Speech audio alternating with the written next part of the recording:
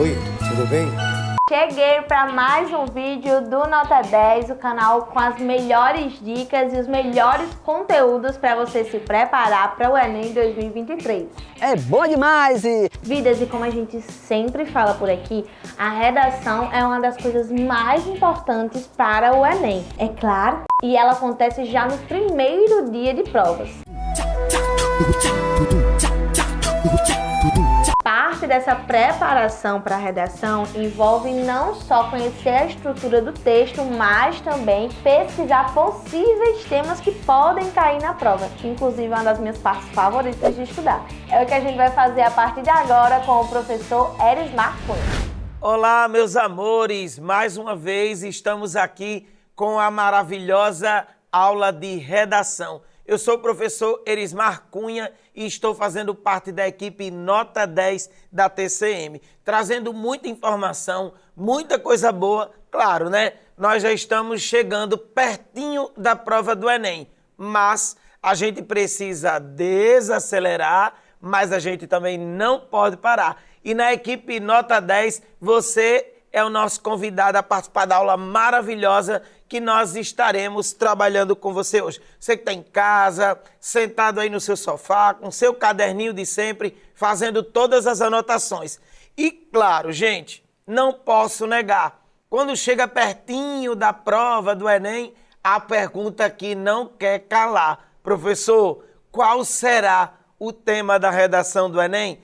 Daqui a pouquinho a gente conversa muito mais sobre isso. Mas vamos seguir. Você que está em casa acompanhando o programa Nota 10, vamos para a nossa aula maravilhosa de redação. Vamos lá. É claro que eu sempre comento isso com vocês, os alunos que nos acompanham nas aulas, fazendo as anotações, discutindo em casa com os colegas, nós não podemos negar. Daqui para frente, a gente só vai falar sobre tema de redação. E eu trouxe para vocês hoje uma informação bem importante que eu já comentei nas aulas anteriores, porém de forma diferente. Acompanhe aqui na tela que você vai perceber a importância dessa informação. Acompanhe comigo. Os temas propostos da redação do Enem têm a ver com a recorrência de diversos problemas na sociedade. Nós já havíamos comentado um pouco sobre isso nas aulas anteriores. O assunto é um assunto que sempre aparece na mídia, é um assunto que, por consequência, é abordado por órgãos do governo, porque, fazem parte da realidade brasileira. É isso que o Enem busca.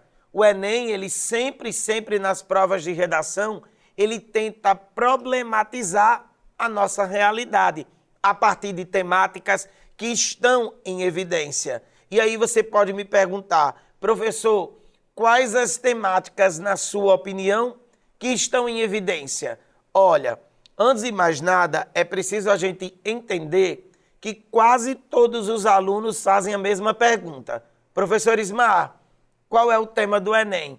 Olha, o tema é um pouquinho complicado da gente discutir, porque é bem difícil da gente, até mesmo, eu não estou aqui para adivinhar o tema, lógico, até mesmo porque não fui eu que fiz a prova do Enem, não fui eu que elaborei. Mas mesmo assim, é possível sim, diante dessa informação que eu trouxe para vocês, a gente discutir sobre algumas temáticas relevantes. E que temáticas são essas? Como nós podemos discutir sobre essas temáticas, professor? Acompanhe o programa Nota 10 que você vai saber direitinho na aula de hoje. Vamos aqui novamente na tela, por favor. Os temas trabalhados no Enem, eles possuem algumas características específicas que os diferenciam da maioria dos vestibulares. Como assim? Professor, diferencia de alguns outros vestibulares?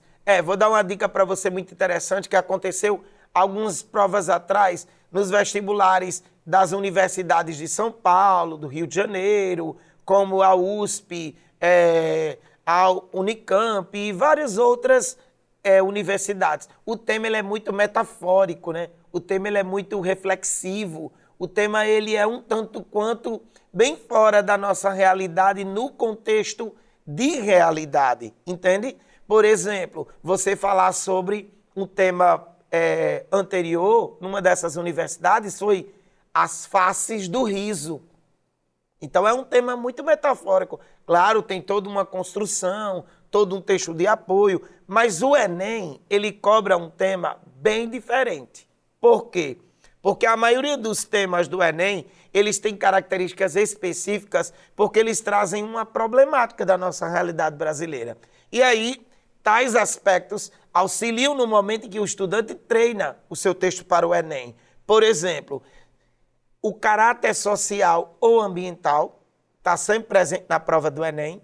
Por exemplo, o tema aborda algo relacionado a alguma parcela da sociedade, como foi do ano anterior, com relação aos povos tradicionais, a questão das comunidades quilombolas, das questões das problemáticas vivenciadas pelos indígenas e tal. Então, uma parcela da sociedade é sempre abordada no Enem, ou então uma questão relacionada ao meio ambiente. Então, o caráter da prova de redação do Enem está sempre ligado a um caráter social ou ao caráter do meio ambiente. Outro ponto importante, geralmente o tema do Enem tem um foco no Brasil. A temática presente na redação do Enem, ela é voltada para uma realidade brasileira. Então a gente já pode começar a discutir sobre algumas informações, sobre algumas propostas, sobre alguns temas, né? Alguns assuntos relevantes baseados na nossa realidade do Brasil. Então tem muitos. Hoje a gente vai discutir sobre alguns. E claro, né, eu trouxe na carta na manga, a carta na manga, eu trouxe aquele que eu acredito que deve ser cobrado na prova do Enem. E também não esqueçamos a questão da base dos direitos humanos. A redação do Enem, ela traz temas que estão relacionados aos direitos humanos. Eu já comentei aqui numa aula anterior, principalmente na questão da conclusão, que há algum tempo atrás o Enem zerava a redação daquele aluno que desrespeitasse os direitos humanos. Claro, né? Porém, nos dias atuais, a redação do Enem talvez ela não seja zerada por completo. Mas, claro, é preciso você respeitar os direitos humanos e fazer com que a sua redação discuta uma problemática respeitando e colaborando, né, com toda essa questão dos direitos que são assegurados, né? O direito que é do ser humano, ele não pode ser negado, beleza? Então não esqueçam, tá? A questão do caráter social ou ambiental, a questão do foco no Brasil. Ah, professor, mas quando o senhor fala do foco do Brasil, eu posso fazer em algum momento da redação alguma colocação relacionada a um outro país? Pode, principalmente se você conseguir utilizar bem uma estratégia de comparação. Por exemplo, vamos fazer de conta que você está falando sobre as escolas públicas e privadas do Brasil, e aí você faz uma referência com determinadas escolas de outros países, países de primeiro mundo, que têm uma melhoria no processo de vivência através da melhoria educacional. Que no Brasil, isso poderia acontecer muito bem, não é verdade? Então não esqueçam, a questão do caráter social ambiental, a questão do foco no Brasil, certo? E principalmente a base relacionada aos direitos humanos. Isso ninguém pode esquecer, beleza? Então vamos dar continuidade. Olha, na aula de hoje eu não poderia negar. Sempre eu costumo trabalhar uma temática proposta.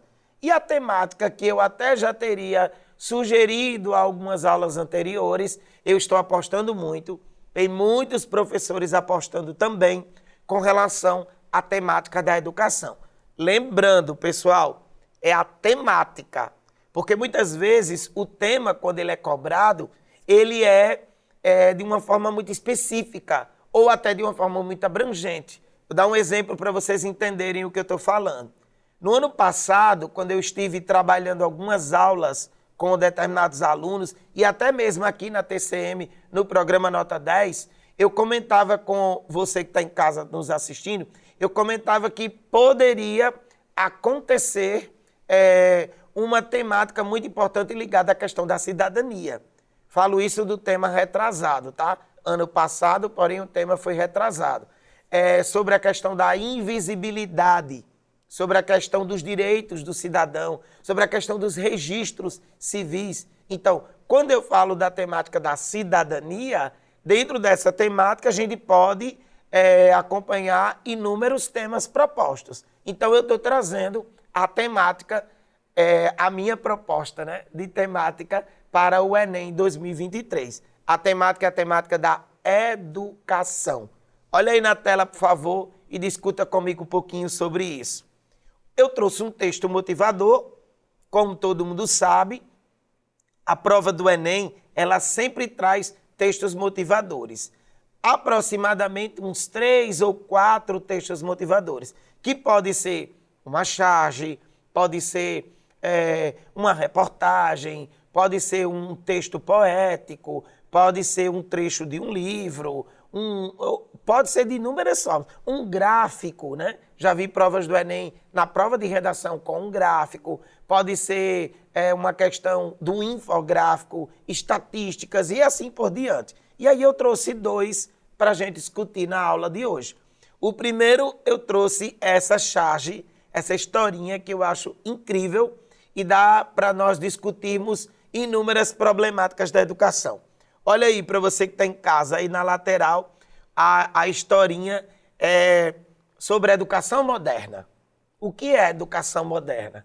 E aí o garotinho chega para o pai dele e diz assim: ô pai, eu tenho o meu laptop, um iPad, um tablet, um MP3, um notebook, um smartphone e milhares de outros processos tecnológicos, ferramentas tecnológicas. E aí ele diz: e vocês, pai, na escola, o senhor usava o quê? E aí o pai, ironicamente, responde: nós usávamos a cabeça. Aí dá para a gente discutir vários pontos, tá, pessoal? Eu não estou aqui querendo demonstrar que o contexto tecnológico, o uso de laptop, a questão do uso do notebook e tal, não sejam válidos. São. As ferramentas tecnológicas, elas são importantíssimas. Porém, elas precisam ser usadas da melhor maneira possível. E aí, se você não usar a cabeça para usar essas ferramentas, vai ficar complicado, né? É o que está acontecendo em muitos casos na educação nos dias atuais. As pessoas estão com os aparelhos tecnológicos, estão com o contexto de ferramentas muito avançadas, mas o processo de uso de raciocínio está sendo um pouquinho diferente. E aí, para discutirmos sobre essa problemática, né, sobre essa temática, eu trouxe um texto motivador que diz o seguinte. Vamos lá ao texto. Mas afinal, o que é a educação moderna? Diferentes respostas a esta pergunta vêm tomando formato pelo mundo, mostrando que as ferramentas e as estratégias para a preparação de crianças, adolescentes e jovens para o desafiante século XXI precisa de escolas e educadores dispostos a repensar suas práticas, como também mudar, criar e inovar. A educação moderna é tecnológica e está criando grandes oportunidades e ótimas soluções para as escolas. O desafio é ponderar o tradicional com o uso da tecnologia. A educação moderna é colaborativa, pois trabalhar junto e contribuir com nossa participação é sempre muito benéfico e enriquecedor. O trabalho em equipe, baseado na interação e cooperação, apresenta melhores soluções para a resolução de problemas. A escola não pode ser diferente do mundo real. A chave é manter a conexão entre o conteúdo educacional, a bagagem dos alunos e como o mundo está girando. Olha, que texto maravilhoso, né? Tá aí, de uma forma bem categórica, de uma maneira bem linda, bem simples, mas muito forte, ele resume aquilo que eu estava comentando com vocês sobre a educação moderna. Olha que coisa incrível. A chave é manter a conexão entre o conteúdo educacional, a bagagem dos alunos e como o aluno está girando, o mundo está girando. Eu vou dizer para você que está em casa, viu? Aposta aí um pouquinho, anote aí no seu caderninho essa última informação, que quando sair o tema do Enem 2023, eu apareço nas redes sociais para comentar dizendo assim, lembra que no Nota 10 a gente comentou sobre isso aí? E aí, com certeza, vou cobrar de você, se você realmente assistiu todas as aulas do programa maravilhoso Nota 10 aqui da TCM, que eu tenho certeza que você ouviu, né? E com certeza você anotou bem. Então, a chave para uma melhoria no processo educacional é manter a conexão entre o conteúdo educacional, lógico, a bagagem que os alunos possuem, né? E claro, possuem, e como o mundo está girando. E aí, nesse mundo girar, meu querido e minha querida, existem milhares de informações tecnológicas, aparecem aí as questões da IA, né? Das inteligências artificiais, aparece o processo pós-pandemia, nós utilizamos muito do processo tecnológico durante o contexto pandêmico, ainda bem que nós tínhamos essa oportunidade, foi muito difícil, mas foi também prazeroso, teve os seus louros, né? As suas dores também e os seus amores, né? Mas com certeza a educação é um dos temas, uma das temáticas mais cobiçadas para o Enem 2023. E antes de mais nada, eu gostaria de dizer para você que está em casa que eu não vou abrir mão de passar essa informação para você. Meu querido e minha querida que está aí estudando para o Enem 2023. Antes de começar a escrever sua redação, obrigatoriamente, você vai fazer o que eu acabei de fazer. Você tem que ler os textos motivadores. E lembrem-se, os textos motivadores, eles não foram feitos para serem copiados, tá?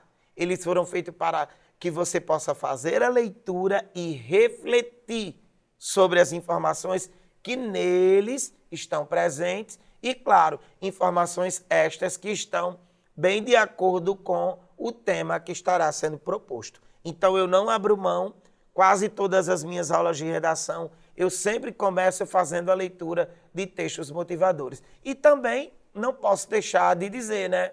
Um bom escritor, ele precisa ser um bom leitor. Você não escreve bem se não tem boas ideias. E boas ideias nós conseguimos através da leitura, beleza? Então fica aí a dica para você com esse texto sobre a educação. E claro, né? Eu vou estar falando hoje bastante, milhares de informações eu trouxe sobre essa temática da educação. Então vamos seguir? É uma temática importantíssima e a gente vai continuar discutindo sobre ela. Olha aqui na tela, por gentileza. Essa informação, pessoal, eu acredito que eu já trouxe em algumas outras aulas anteriores, mas eu preciso reforçar. Os temas de redação elencados para o Enem, eles são muito diversos, muito.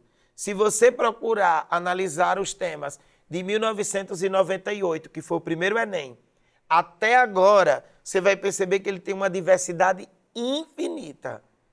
São temas que vai de A a Z, vamos dizer assim.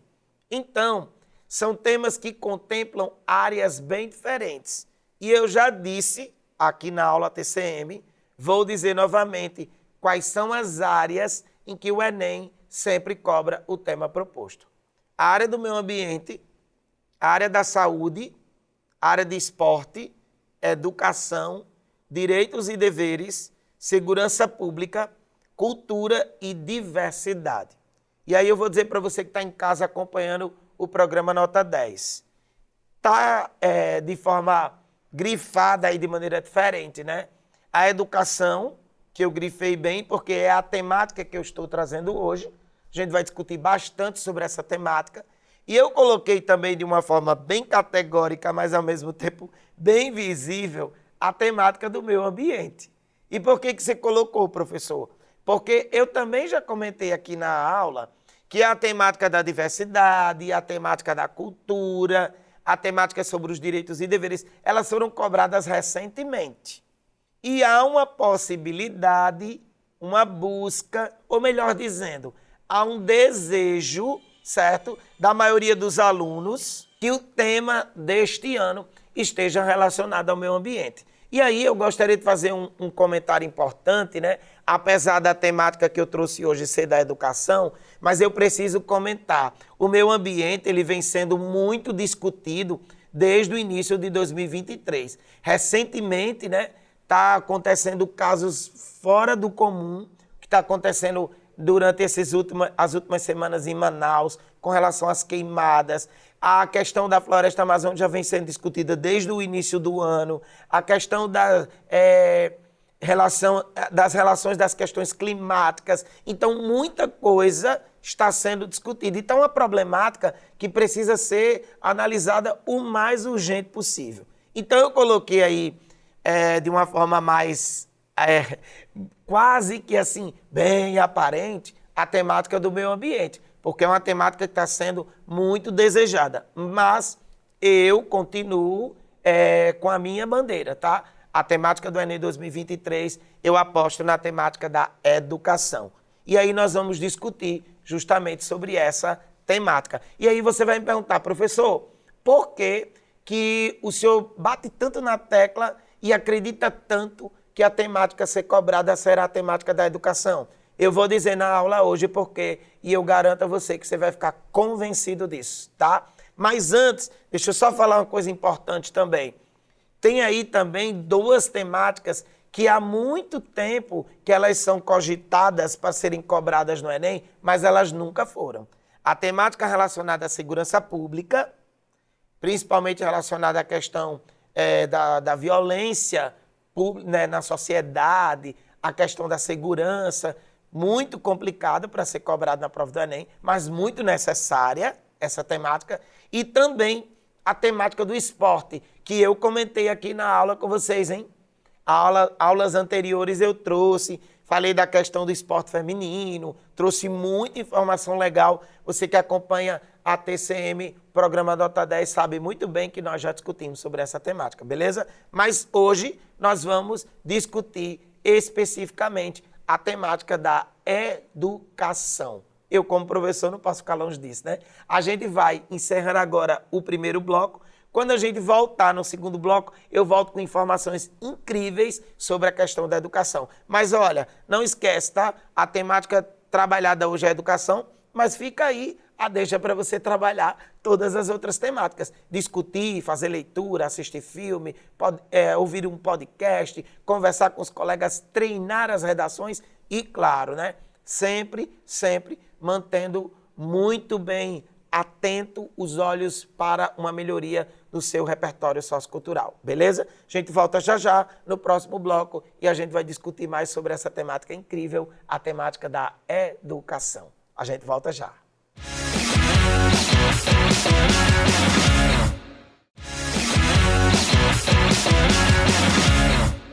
E aí, meus amores, estamos de volta com o nosso segundo bloco da aula de redação. Eu sou o professor Erismar Cunha, estou aqui fazendo parte dessa equipe incrível, a equipe Nota 10. Um beijo bem grande para todos os meus colegas professores e professoras do programa Nota 10, a equipe Nota 10. Tenho certeza que você está em casa acompanhando todo mundo. Eu não vou nem dizer o nome de alguns para não esquecer o nome dos outros, né?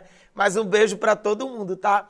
Beijo para os professores, para as professoras, para a equipe técnica, né, que nos acompanha muito bem aqui todas as gravações. E, claro, para a nossa apresentadora maravilhosa. Depois a gente faz um podcast incrível com ela, discutindo sobre muita coisa boa. E um cheiro bem grande para você que está em casa, né? O nosso convidado e a nossa convidada especial, que sem você nada disso daria certo. É para você, é por você e com você que nós estamos aqui com a aula no programa Nota 10. TCM Nota 10, maravilha, né? Vamos seguir? No bloco anterior, eu tinha dito para vocês estudarem as temáticas, né? As propostas que contemplam as várias áreas do Enem. Não esqueça, tá, pessoal? Aí na tela tá de forma diferente, que eu já comentei com vocês. Mas hoje eu não vou abrir mão. Nós vamos para a discussão sobre a temática da educação. E claro, né? Eu trouxe aí de uma forma categórica, linda, maravilhosa. Não podia começar diferente. Se alguém me pedir para falar de educação, eu começo assim de uma forma bem básica, trazendo logo o nosso pai, né? O Paulo Freire. Então, eu gostaria de começar a informação trazendo essa frase que é muito conhecida por todo mundo, mas também é uma frase muito forte em todos os contextos. Paulo Freire já dizia: a educação não transforma o mundo.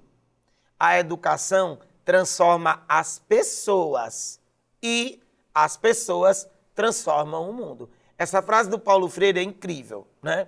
Claro, a educação muda o mundo, a educação é uma arma poderosa, já dizia o nosso querido Mandela, né?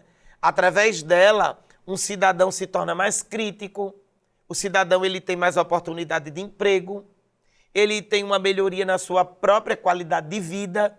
A importância de aprender para si mesmo é compartilhar os conhecimentos com o outro, pois a educação é vista como um ato de conhecimento e transformação social, tendo um certo cunho político. Ó, vem cá, você que está em casa aí assistindo o programa Nota 10. Gente, que informação impecável é essa?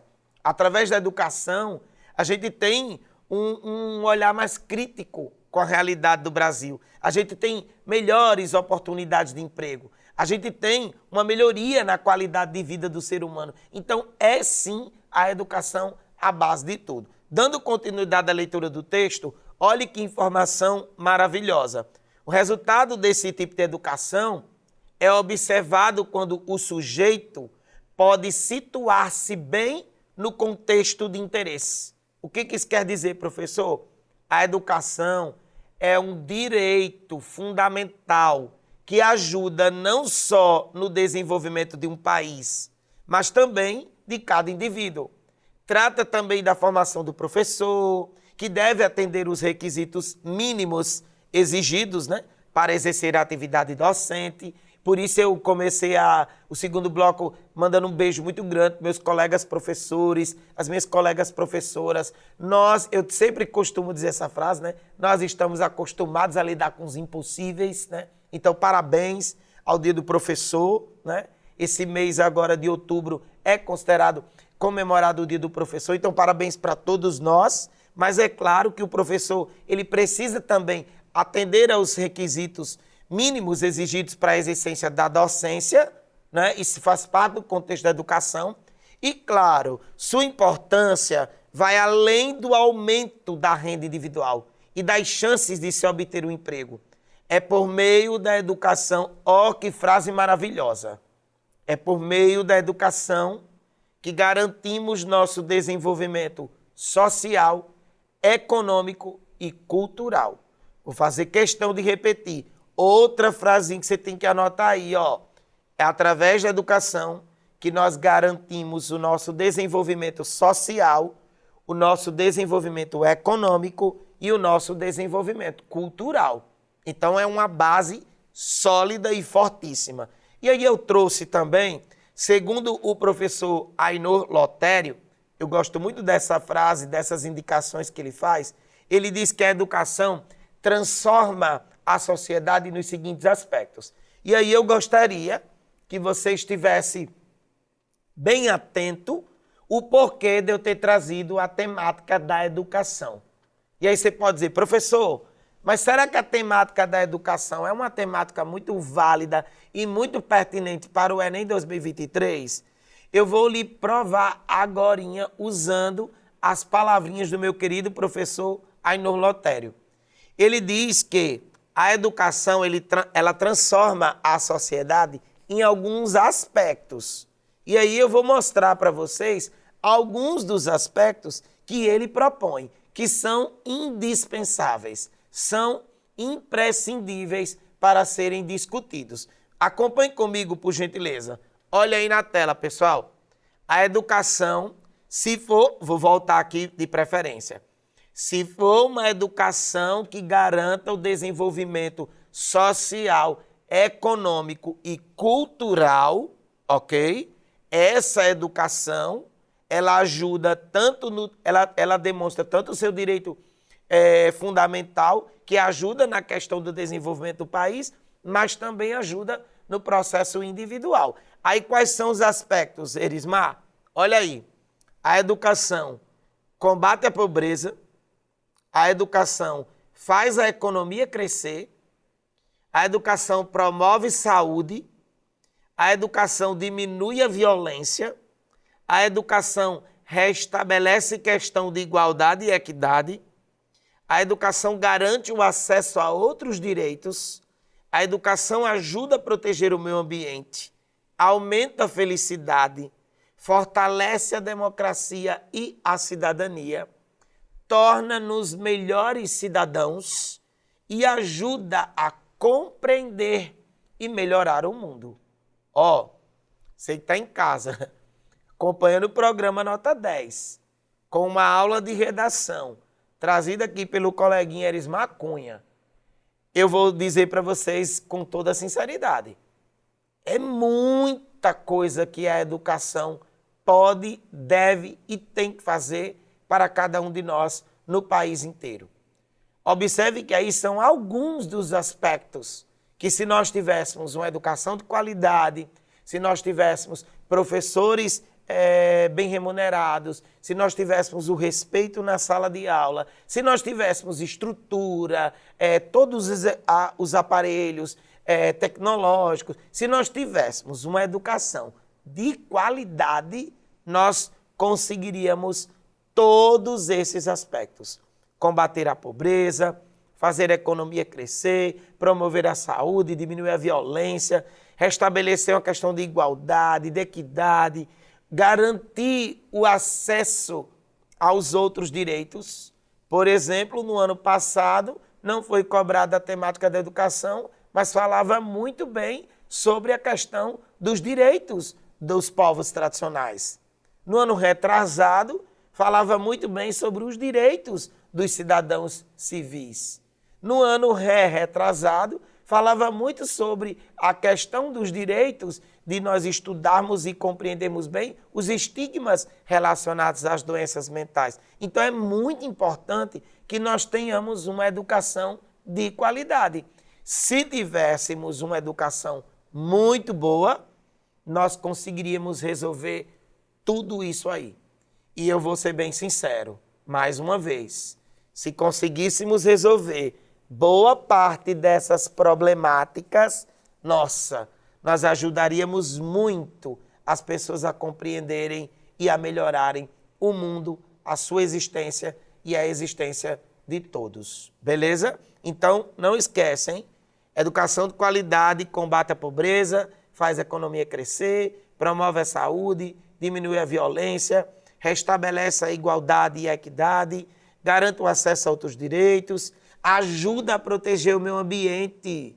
Nós precisamos de uma educação de qualidade para que as pessoas aprendam a respeitar o meio ambiente e ajude a combater essa questão que está trazendo tanto prejuízo, como, por exemplo, do lixo, a questão dos resíduos tóxicos, né? A questão da falta de arborização, a questão do cuidado com a água, com as plantas, com os animais. Então, se nós tivéssemos uma educação de qualidade, nós ajudaríamos a proteger o meio ambiente. Aumenta a felicidade, fortalece a democracia e a cidadania, torna-nos melhores cidadãos. Se a gente fosse parar para discutir cada um desses pontos, teriam que ter milhares e milhares de aulas de redação no Nota 10. Mas eu vou seguir, tá? Porém, não esquece, você que está em casa acompanhando a aula, lembre-se, a temática da educação favorece análise em todos esses aspectos. Vamos seguir? Aí eu gostaria também, né, de deixar claro, porque foi feito isso numa aula anterior, e aí eu expliquei de uma forma muito didática e muito sistemática a questão da correção do Enem.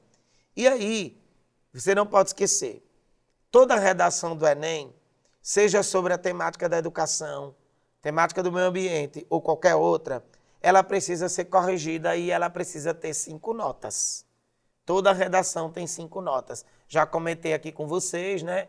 A nota que vale 200 pontos para cada competência, mas aí eu gostaria que nesta aula de hoje você pudesse criar alguns questionamentos para você entender aquilo que eu tinha explicado nas aulas anteriores.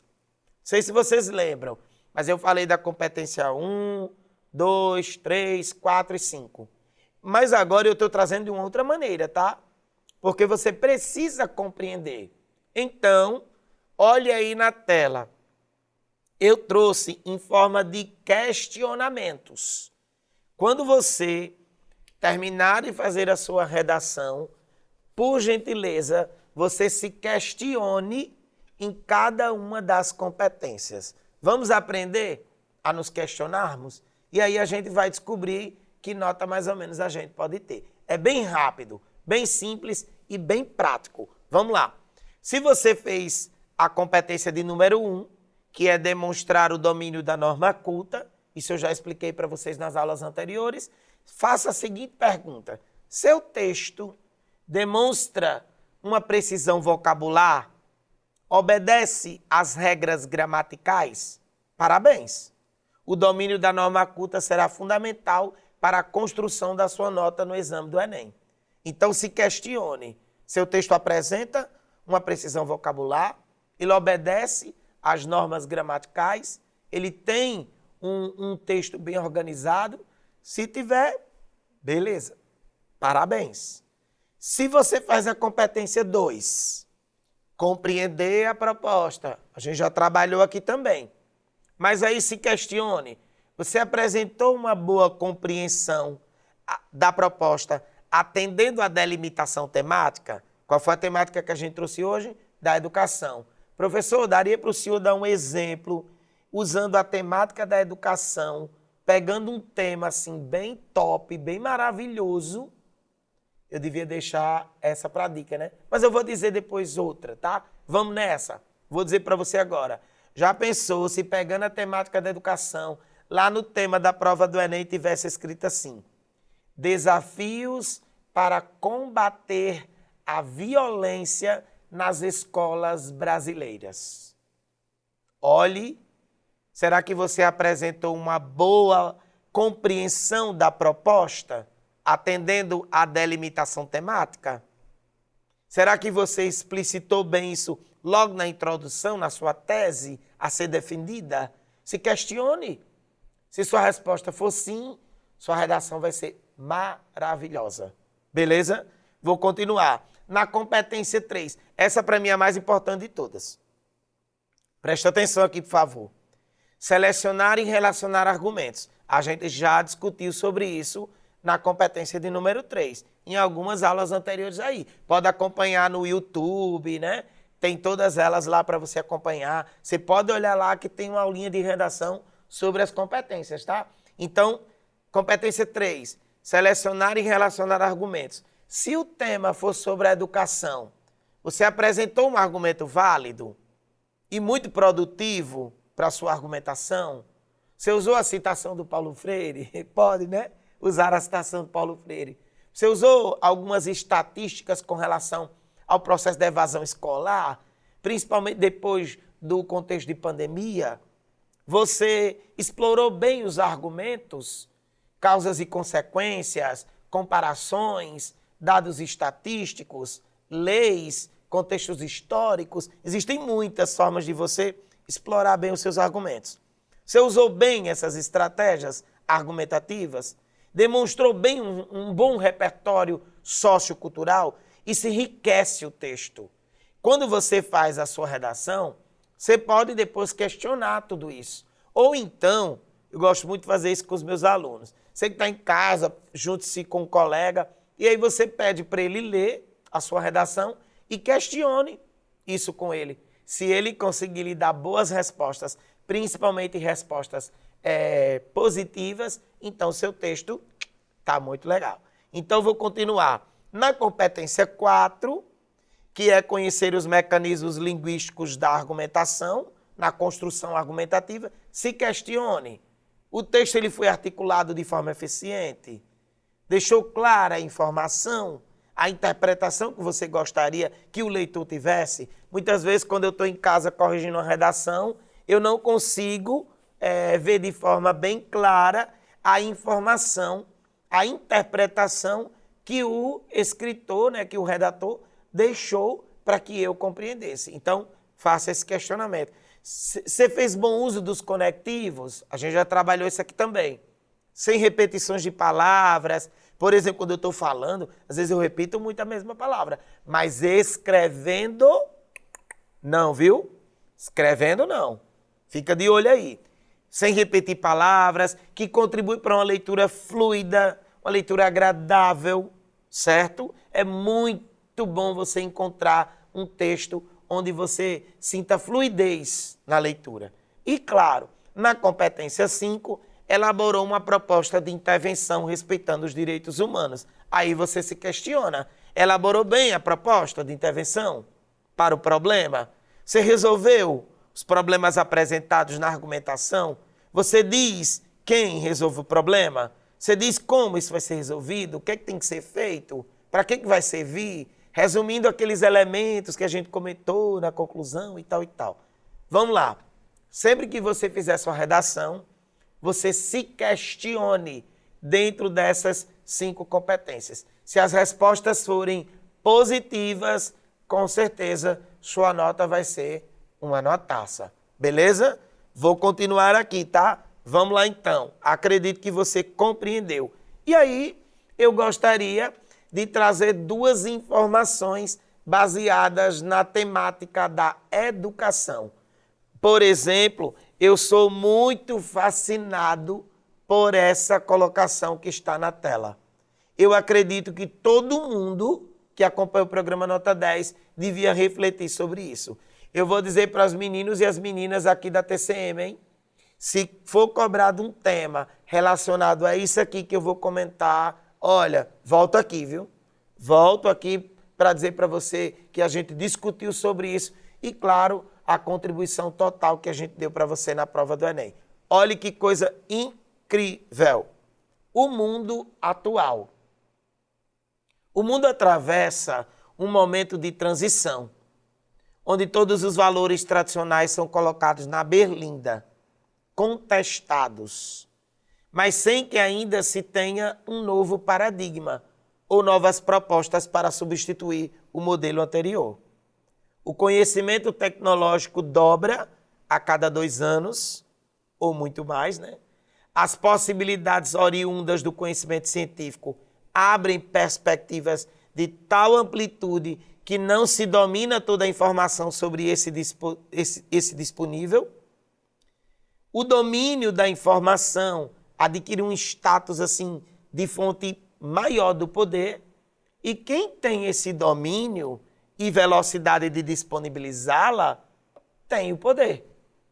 E aí você pode estar me perguntando, professor, mas por que o senhor trouxe essa informação? Vamos analisar junto comigo?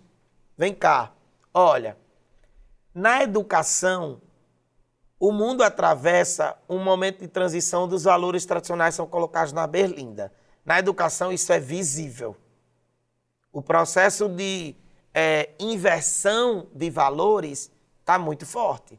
E a gente precisa trabalhar bem isso. Muitos dos valores na educação são contestados. Muitas novidades estão aparecendo sem que ainda se tenha um novo paradigma ou novas propostas para substituir o modelo anterior. E claro, né? O conhecimento tecnológico na educação dobrou. Nossa, na época de pandemia a gente não vai nem comentar, né? Mas foi bem complicado. Mas foi muito, muito presente o conhecimento tecnológico dentro da questão da educação. Ainda é, né? Está muito mais até. As possibilidades do conhecimento científico abriram perspectivas de tal amplitude que não se domina toda a informação sobre isso disponível. É lógico. A gente agradece muito aos professores, aos cientistas, aos pesquisadores que conseguiram mudar e estão conseguindo mudar muita coisa. Então, o conhecimento científico abriu perspectivas assim de uma amplitude gigante, uma fora do comum, a gente sabe nem mensurar. E claro, gente, o domínio da informação adquire o status de fonte maior do poder. Quem tem esse domínio na educação e a velocidade de disponibilizá-la tem o poder. Hoje, na educação, quem tem esse domínio de informação tem o poder. Por isso que eu trouxe essa informação para a gente discutir e analisar sobre a educação no mundo atual, ok? E aí eu finalizo essa minha colocação com esse questionamento. Olha aí na tela, você que assiste o programa Nota 10, sou o professor Erismar Cunha, trazendo muita informação, e hoje eu queria que você refletisse sobre quais são as grandes questões da humanidade inerentes à nossa época. O ser humano ele está associado ao consumo, a vida adquiriu uma dimensão virtual, imagem é tudo, o outro é perigoso, família é meu centro, esforço resolve qualquer questão, o melhor virá logo em seguida se eu me sacrificar, informação virou conhecimento, tecnologia resolve, juventude será eterna, a vida pode ser controlada, isso é quase toda a nossa filosofia atual. E aí eu trouxe essa informação, para que a gente refletisse mais uma vez sobre isso dentro do contexto da educação. Beleza? Então, quais são as questões da humanidade, as grandes questões da humanidade inerentes à nossa época ligada à educação? São muitas, né? Inúmeras. E aí eu deixo para você refletir sobre essa questão. E para encerrar a nossa aula de hoje, eu gostaria de trazer um acréscimo, né? São dicas rápidas. Eu tenho mais um minutinho, eu vou passar para você que está em casa, dicas maravilhosas e você precisa acompanhar essas dicas que vão trazer aí alguns benefícios para você. Olha aí na tela, rapidinho, 1 minuto e eu passo para você todas elas. Estabeleça o número de linhas para cada período. Cada período deve ocupar de 2 ou 3 linhas no máximo. Cuidado com isso. Coloque ponto final. Use os conectivos. Nós já conversamos sobre. Use pronomes demonstrativos. Use corretamente as vírgulas, por gentileza, né? Releia os seus períodos. Observe se as ideias estão completas. De preferência, faça uma boa redação. Com certeza, a temática da educação vai trazer para vocês aí um maravilhoso tema e a gente discute depois sobre essa temática. Um beijo bem grande, uma ótima prova de redação para todo mundo e, claro, né? Programa Nota 10 é 10. TCM Nota 10 e nós estamos aqui. Um beijo bem grande para vocês e até a próxima. Cheiro. Acompanhe os nossos podcasts, acompanhe nas aulas no YouTube e tudo mais, certo? Nós estamos aqui para você. Um beijo bem grande e até a próxima.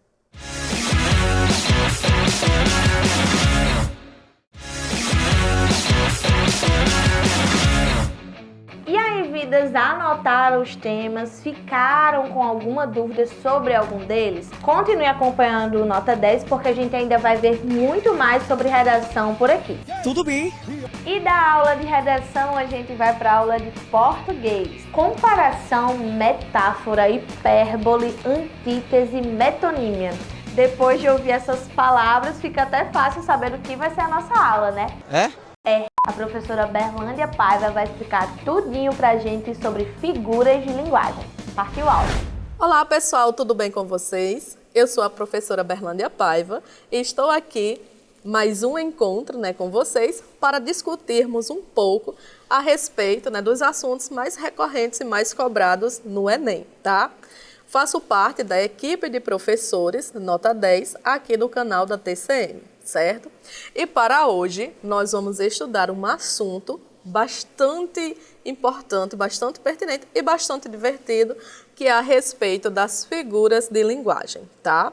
As figuras de linguagem, pessoal, primeiramente, é importante para contextualizarmos, falarmos um pouco a respeito da linguagem denotativa e também da linguagem conotativa, certo? Então, o que é a linguagem denotativa, o que é a linguagem conotativa? Denotativa, a gente lembra de de dicionário, que vai ser o sentido real da palavra. Já em relação à linguagem conotativa, a gente pode lembrar de C, de contos de fadas, que remete mais à imaginação. Então, é o sentido figurativo, tá? Que vai ser justamente esses recursos expressivos tá? Que nós vamos aqui estudar. E lembrando, né, gente, que esses recursos expressivos, eles fazem parte, né, do nosso cotidiano.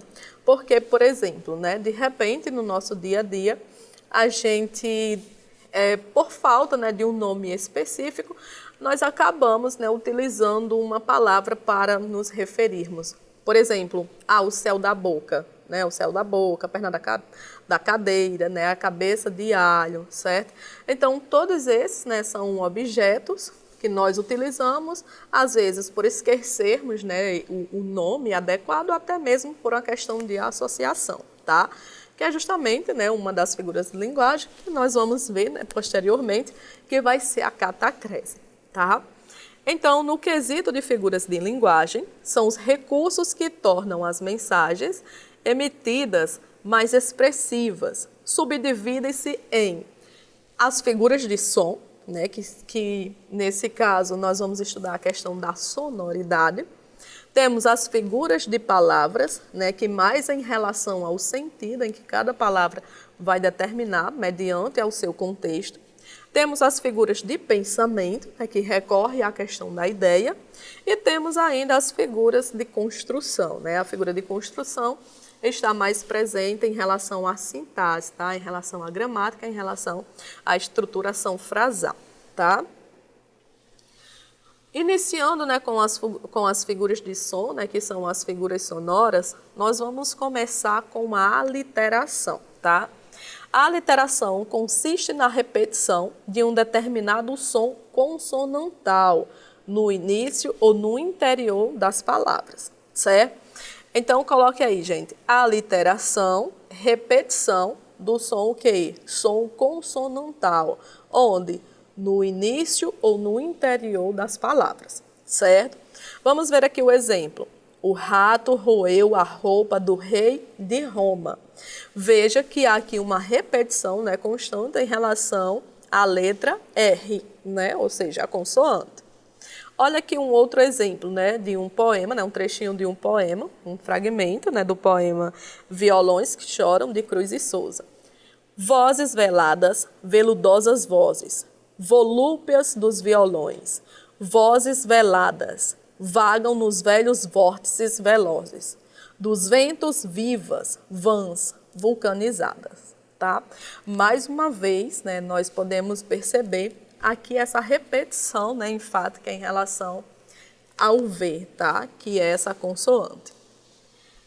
A outra figura de linguagem, né, bastante parecida com a anterior, vai ser a assonância, tá?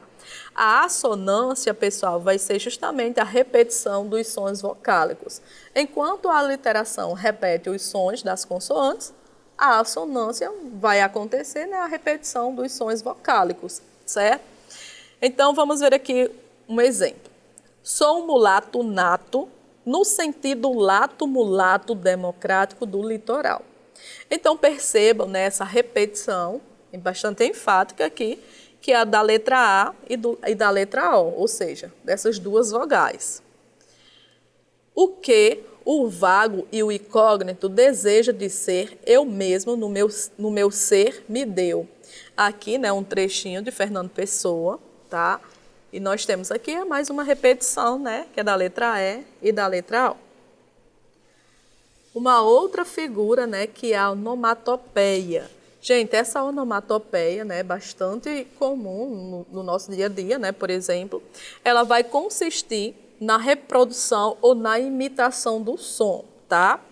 Ou voz natural de seres. Por exemplo, com o au-au, né, dos cachorros, os gatos desapareceram. Miau, miau, eram os gatos miando no telhado à noite, tá? Então, a reprodução dos sons, por exemplo, toque-toque, plash, boom, tá? Então, a onomatopeia é presente principalmente em HQs, certo? Por exemplo, se você costuma, né, fazer a leitura de HQs, você vai perceber, né, que lá vai haver algumas expressões, né? Por exemplo, vum, né? Plaft, certo? Então, essas imitações desses sons, tá? Vai ser o que nós vamos intitular como as onomatopeias. A próxima figura vai ser a anáfora. tá? Que vai consistir na repetição de uma palavra ou expressão para reforçar o sentido, contribuindo para uma maior expressividade. Nós vamos ver aqui um exemplo. Cada alma é uma escada para Deus. Cada alma é um corredor universo para Deus. Cada alma é um rio correndo por margens de externo. Para Deus e em Deus com um sussurro noturno. Gente, como nós podemos, né, diferenciar a anáfora, por exemplo, das figuras de linguagem como a aliteração e a assonância? Porque a anáfora, apesar de ser uma repetição, certo? Mas aqui ela vai ser uma repetição de expressões, tá? Percebam que aqui nós temos, né, por exemplo, cada alma, né? Cada alma, cada alma, cada alma.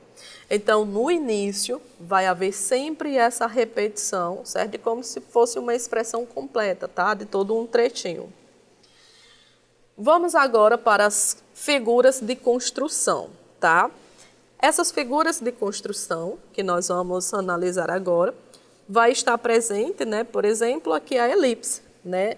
Nós vamos identificar por meio da frase, tá? Ela vai consistir na omissão de um termo que fica subentendido no contexto, identificado facilmente, tá? Então, pessoal, a elipse, eu não sei se vocês já estudaram a questão dos tipos de sujeito, certo? Que nós vamos encontrar o sujeito oculto, por exemplo, ele também é chamado de sujeito elíptico. E o que é esse sujeito oculto e o sujeito elíptico? Vai ser aquele termo, né, que vai ser omitido. Então, da mesma forma aqui, a elipse, certo?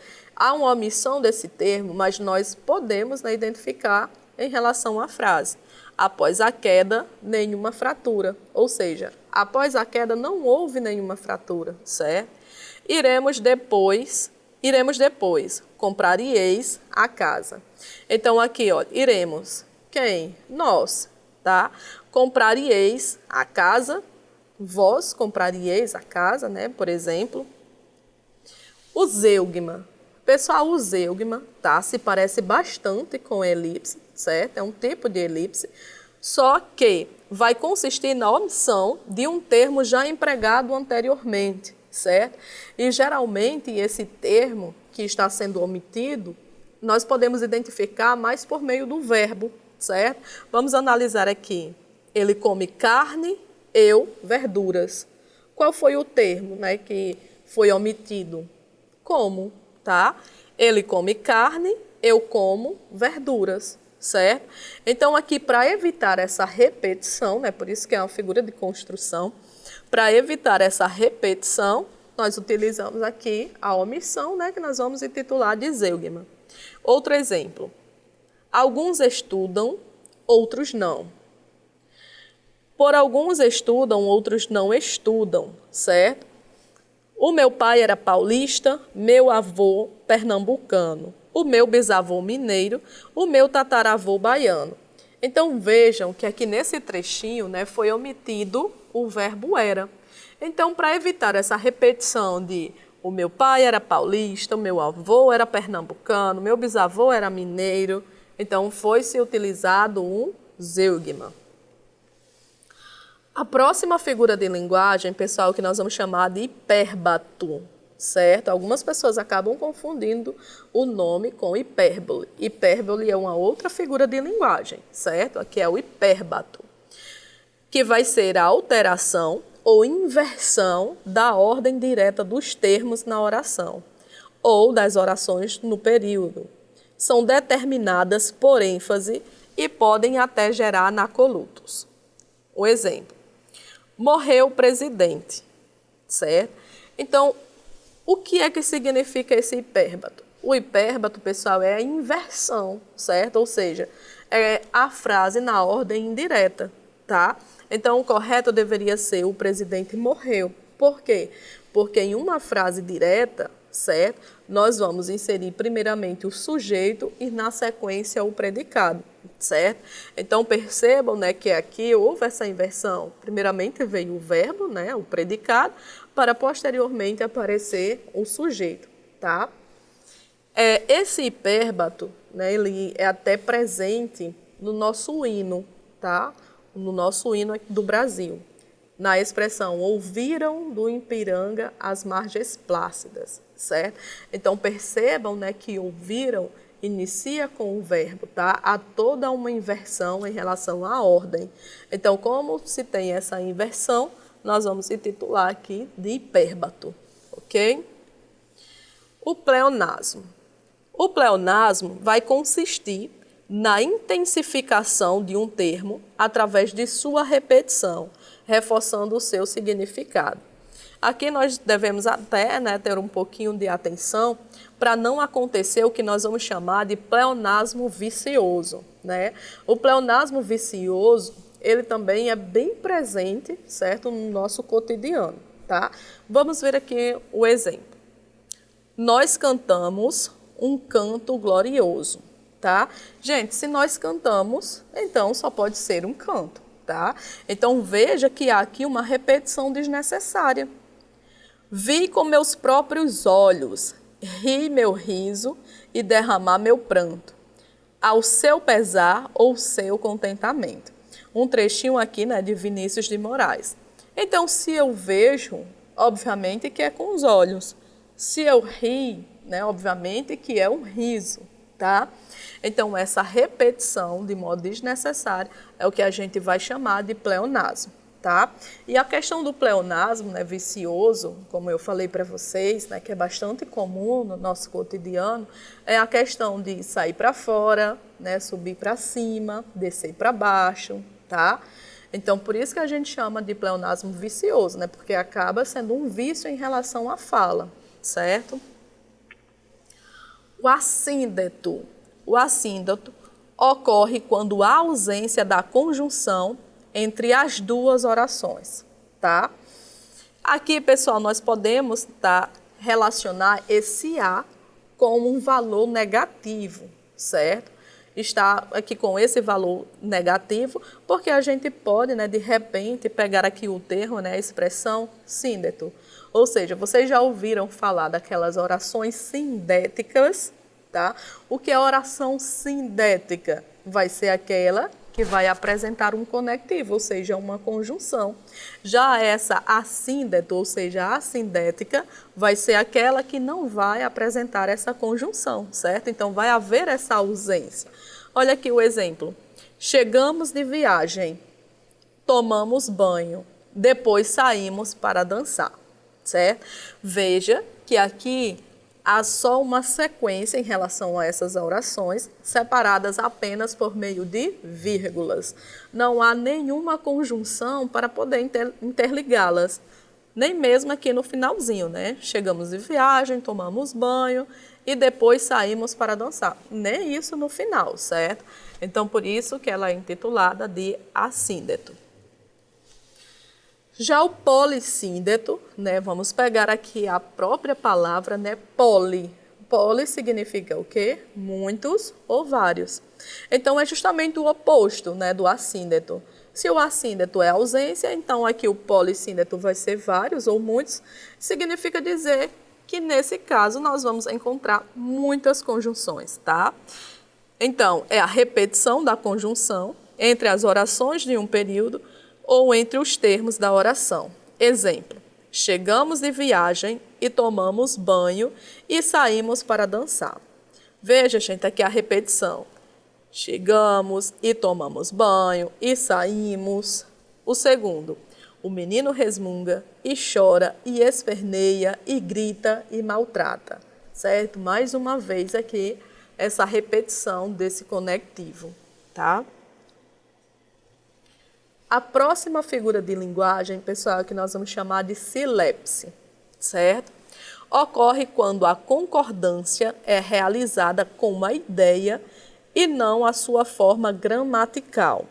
Existem 3 tipos de silepse. A silepse de gênero, a de número e a de pessoa, certo? E aqui, gente, o que é que nós precisamos entender em relação a essa silepse? A silepse é uma concordância, certo? Só que essa concordância, ela não vai acontecer tá? Com a concordância de, por exemplo, a que nós estamos acostumados. Por exemplo, um sujeito concordar com um verbo. Não. Na silepse, vai acontecer de essa concordância, tá? Ser com a sua ideia, tá? E aqui ela é dividida em 3 partes. A primeira de gênero. O que é o gênero? Masculino e feminino. Veja, São Paulo continua poluída, tá? São Paulo continua poluída.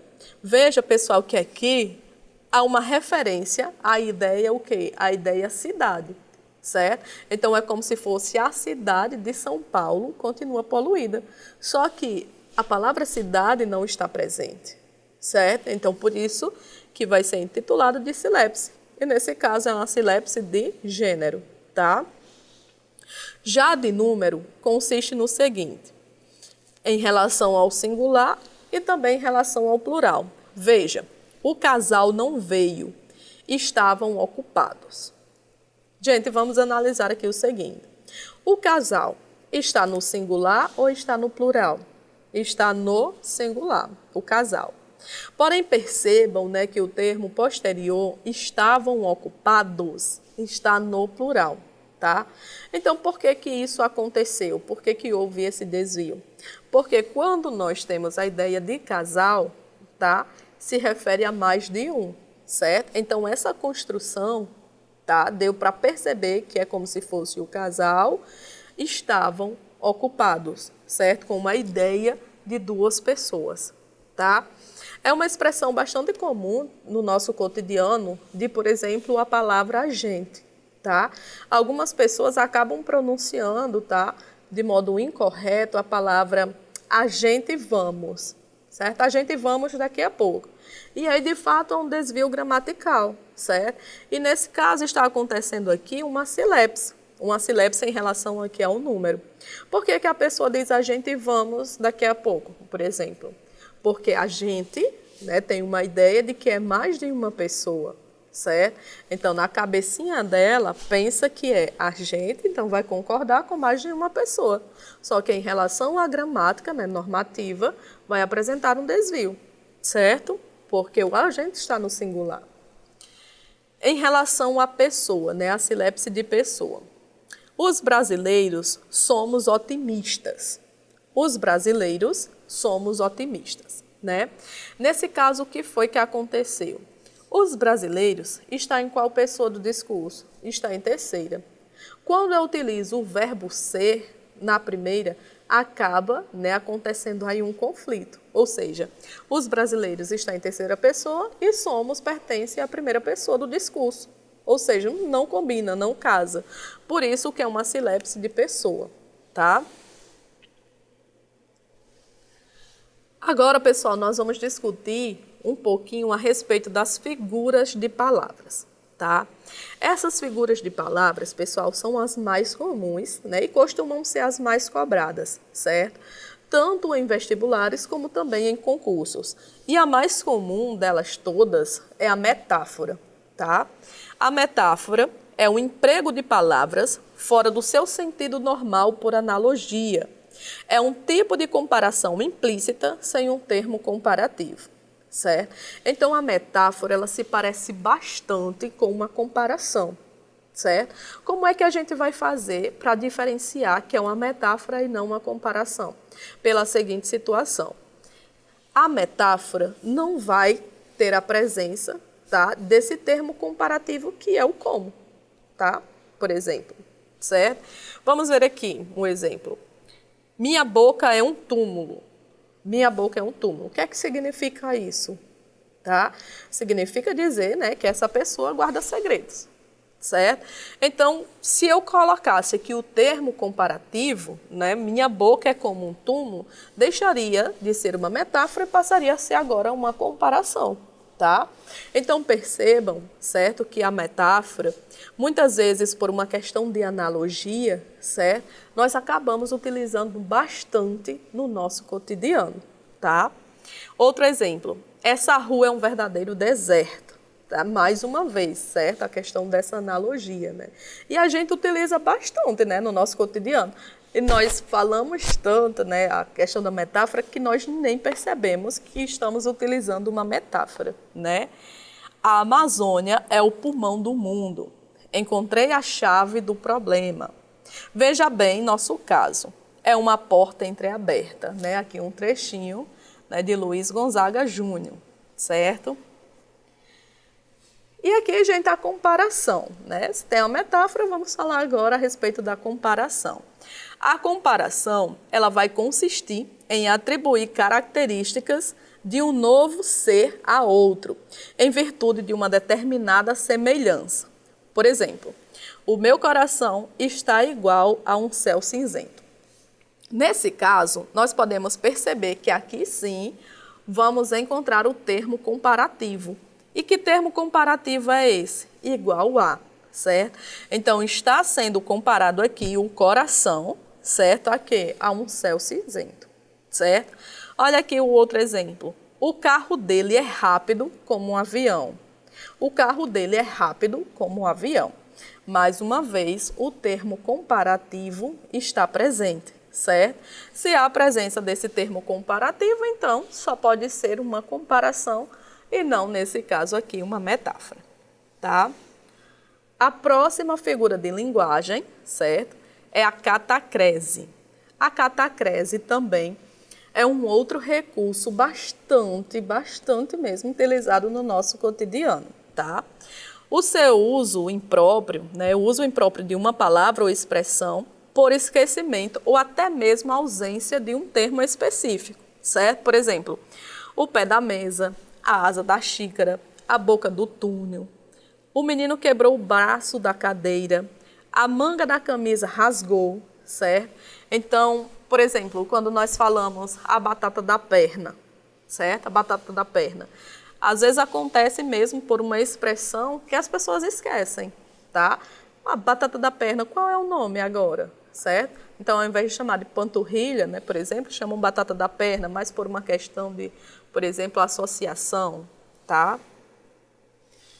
E aqui, pessoal, nós temos a metonímia. No entanto, a metonímia ficará para o nosso próximo bloco, tá? Então, não saia daí, fique com a gente, porque daqui a pouquinho nós retornaremos, ok?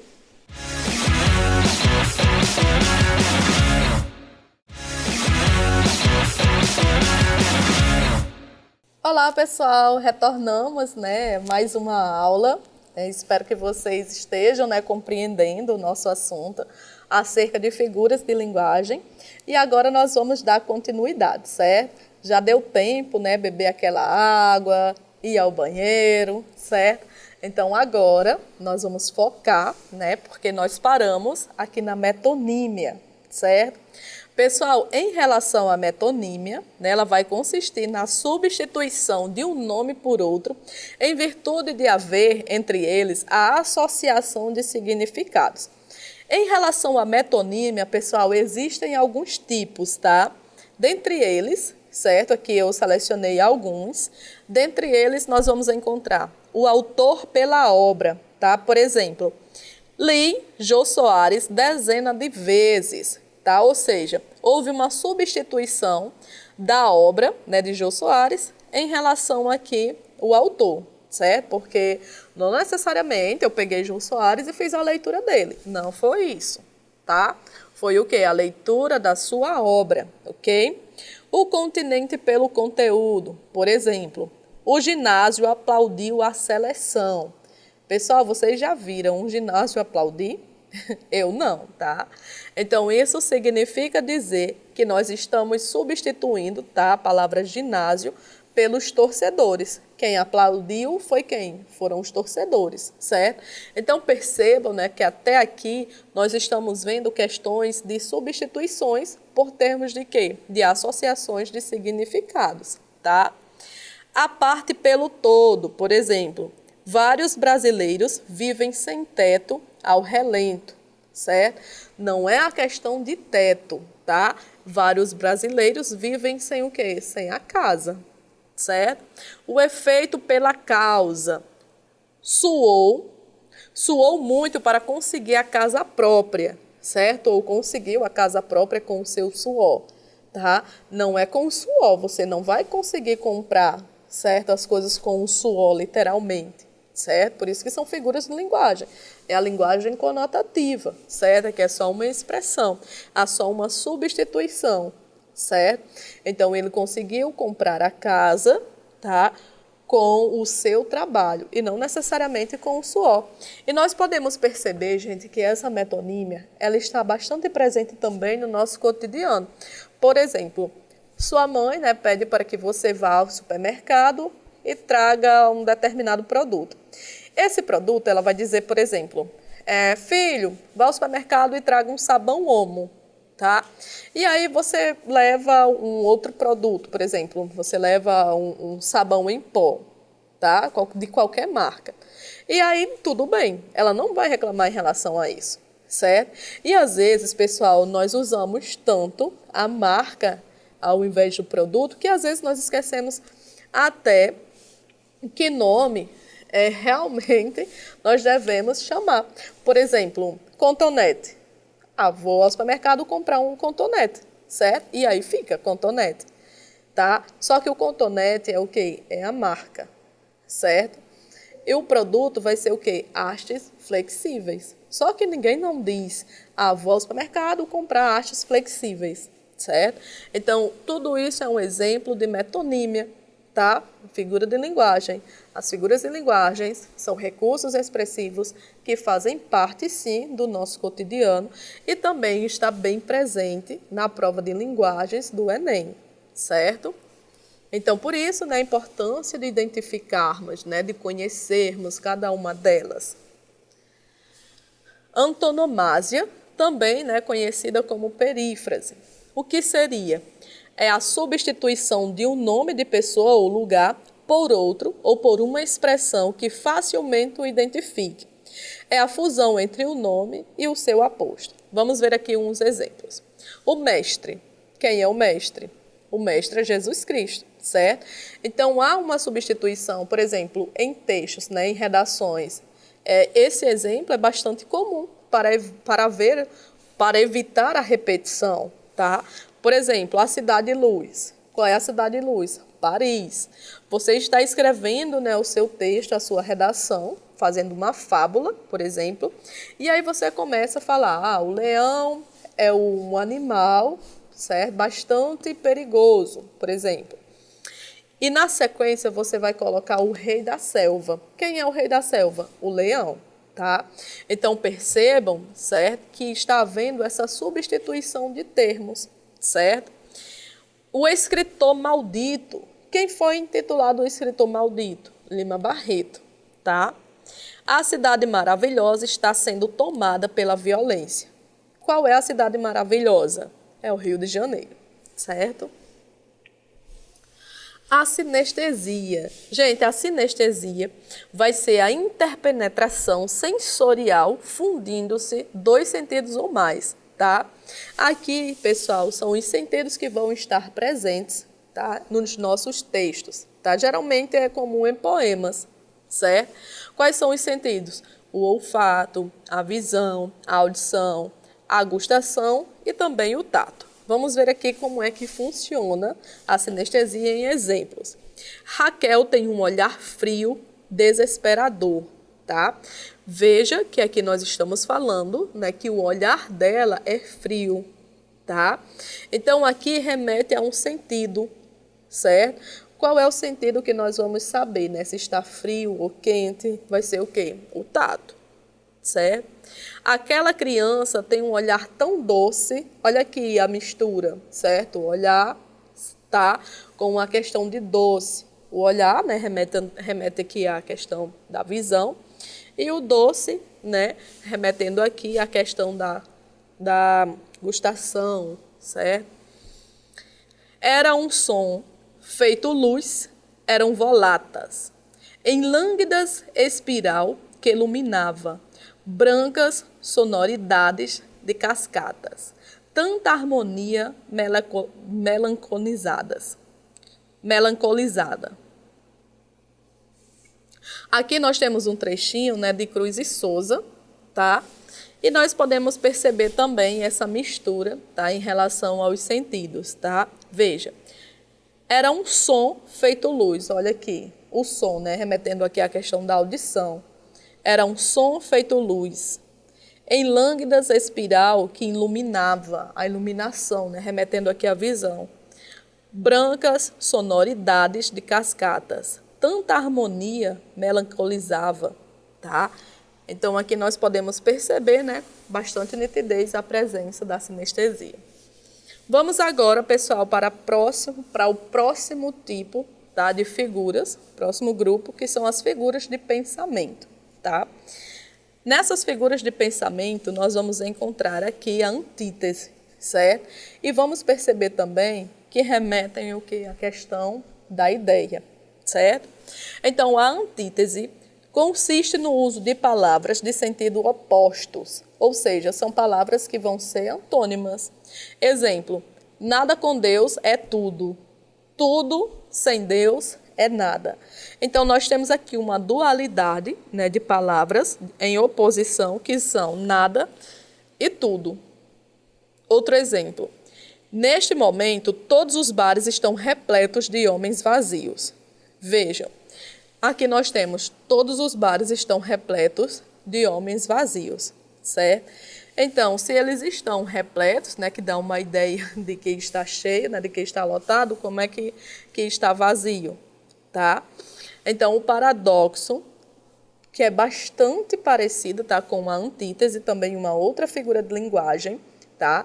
No entanto, aqui, enquanto que a antítese vai remeter a palavras de sentido opostos, certo? O paradoxo vai remeter mais a uma questão de ideias opostas, certo?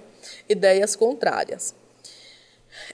Por exemplo, um exemplo bastante comum, tá? É o de Camões, o poema, né? Aquele que diz: o amor é fogo que arde sem se ver, né?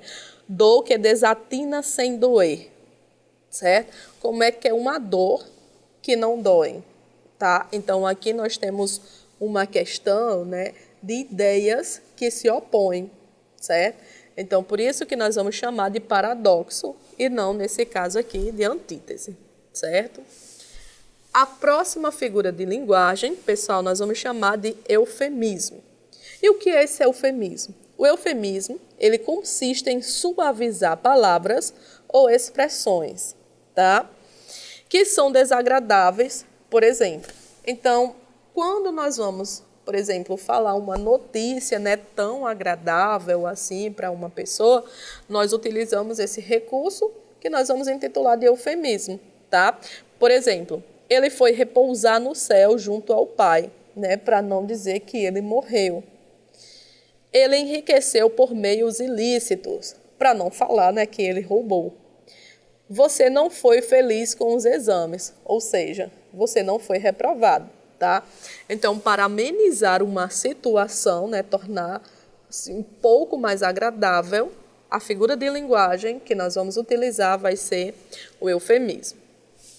A hipérbole, tá, gente? A hipérbole, agora sim a hipérbole.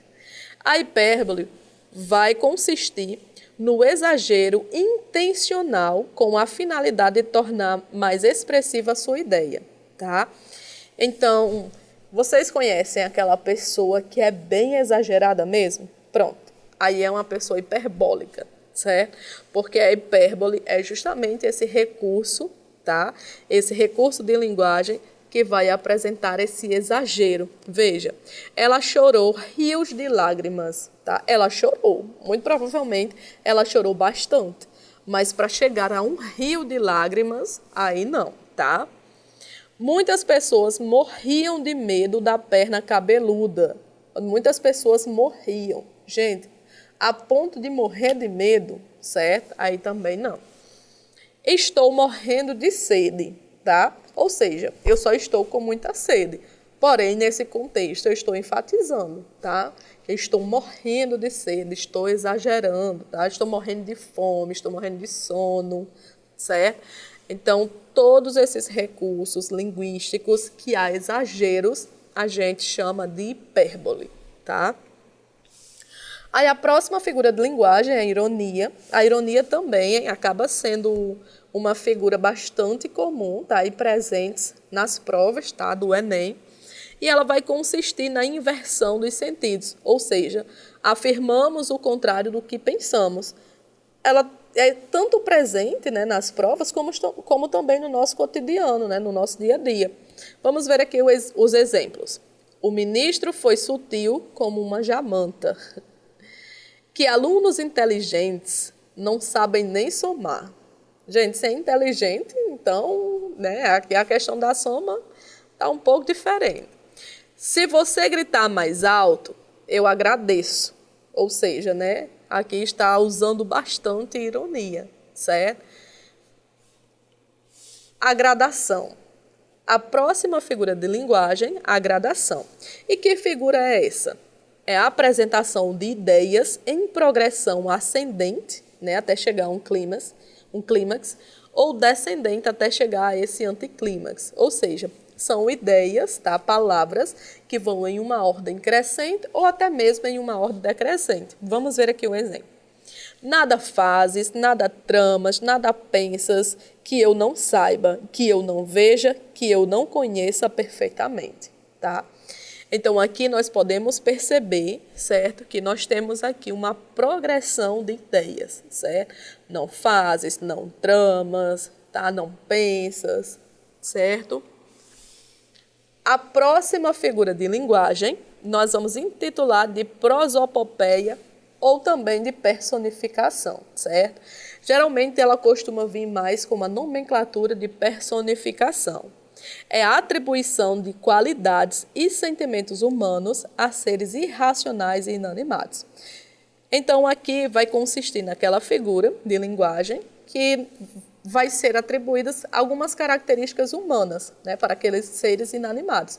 Por exemplo, no nosso cotidiano, tá? Antigamente, era comum, né, de o pai dizer assim, chega menino, corre, desliga aí a caixa que está sangrando.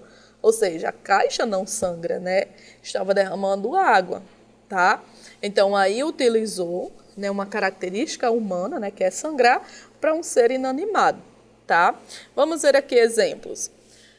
A lua pedia a cada estrela fria um brilho de aluguel, né? Aqui um trechinho, certo? De João Bosco e Aldir Blanc. Aqui, gente, a lua pedia. Vocês já viram a lua pedir? Certo? Então, aqui nós temos, né, o exemplo da personificação, porque está dando, né, uma característica, está dando vida à lua, tá? O céu está mostrando sua face mais bela. O cão mostrou grande sisudez, tá? Aqui vejam, né, que são características que são atribuídas a outros seres e são características próprias dos humanos, tá? E aqui, pessoal, nós vamos ver, certo, como é que cai no Enem essas figuras de linguagem, tá? Então, vamos analisar aqui essa questão que caiu no Enem no ano de 2004, tá? Vamos ver. Aqui nós temos um trechinho, certo, de um poema de Carlos Drummond de Andrade, que diz: que beleza, Montes Claros! Como cresceu, Montes Claros! Quanta indústrias em Montes Claros! Montes Claros cresceu tanto, ficou urbe tão notória, prima rica do Rio de Janeiro, que já tem 5 favelas, por enquanto, e mais promete, certo? Gente, percebam, né, que eu já percebi aqui uma figura de linguagem. Vamos ver, né, se vocês também conseguiram identificar a figura de linguagem que está presente aqui, certo? Entre os recursos expressivos empregados no texto, destaca-se a... Aqui, pessoal, vocês percebam, né, que nós vamos encontrar também, dentre as alternativas, exemplos, tá, de funções da linguagem, misturando, né, com as figuras de linguagem, certo? Então, a primeira, a metalinguagem, que consiste em fazer a linguagem referir-se à própria linguagem. Então, aqui nesse texto, é como se a língua estivesse falando da língua, o código falando de um código, certo? Um poema falando de poema, é isso. B, a intertextualidade, na qual o texto retoma e reelabora outros textos, certo? O que é essa intertextualidade? Vamos pegar aqui, né, a palavra inter, certo? Significa relação, ou seja, é como se fosse uma conversa entre textos. É como se remetesse a um outro texto. Então diz, na qual o texto retoma e reelabora outros textos. Há um diálogo entre outros textos aqui que vocês consigam identificar.